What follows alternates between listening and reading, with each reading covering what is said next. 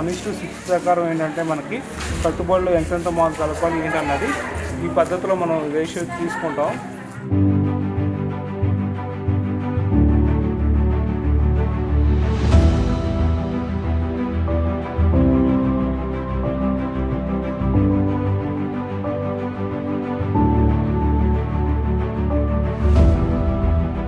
నేను ఇంతకుముందు వ్యవసాయ పనులు చేసుకుంటే ఇసుక పనులకు వెళ్తూ ఉండేవాళ్ళం.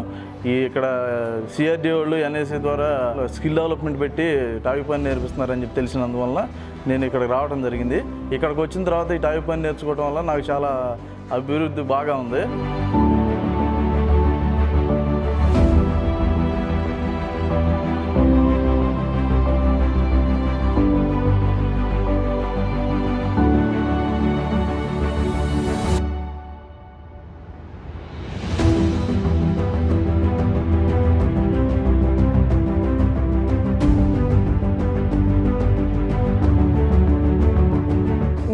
ఇక్కడ రాజధాని రాకముందు పొలం పనికి వెళ్ళేవాళ్ళం అండి. ఇప్పుడు రాజధాని వచ్చిన తర్వాత మేము ఖాళీగా ఇంటి దగ్గర కూర్చొని ఉంటున్నామండి, ఖాళీగా పని లేకుండా ఉంటున్నామండి. ఏపీసీఆర్డీ తరపు నుండి మాకు పెయింటింగ్ నేర్పిస్తున్నారండి.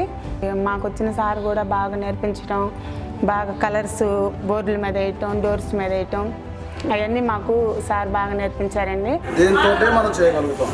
చేతులతో కానీ బ్రష్తో కానీ, ఇప్పుడు ఈ బ్రష్ ఉంది, బ్రష్ ఒక లేయర్ లాగటానికి పనికి వచ్చిందే కానీ కలర్ని స్ప్రెడ్ చేయలేదు.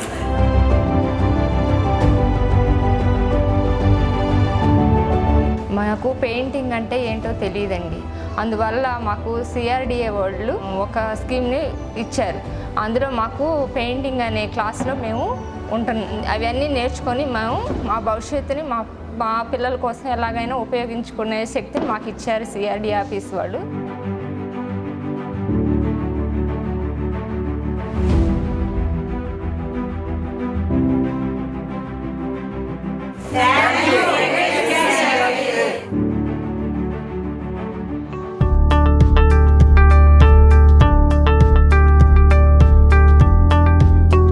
So today I'm asking you, are you ready to speak with me in English?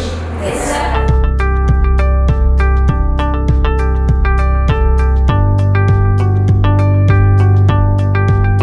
Amaravati skill development institute యొక్క ముఖ్య ఉద్దేశం ఏమనగా రాజధాని ప్రాంత 29 గ్రామాల నిరుద్యోగ యువకులకు ఉపాధి మరియు స్వయం ఉపాధి శిక్షణ ద్వారా కల్పించాలనే ఉద్దేశంతో ఈ ఇన్స్టిట్యూట్ అనేది స్థాపించడం జరిగింది.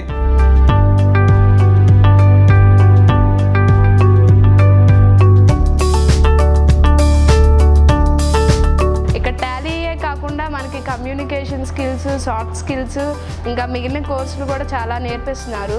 దీన్ని బట్టి నేను ఎక్కడికి వెళ్ళినా ఒక జాబ్ అనేది నేను గెయిన్ చేయగలననే హోప్, కాన్ఫిడెన్స్ నాకు వచ్చింది. డేటా ఎంట్రీ కోర్సులో జాయిన్ అయ్యాను. సో డేటా ఎంట్రీ సార్ మాకు చాలా అర్థమయ్యేలా చెప్తున్నారు. నాకు ఇంతకుముందు జాబ్ వస్తుందో రాదని చెప్పి చాలా భయవస్తులుగా ఉండేవాడిని.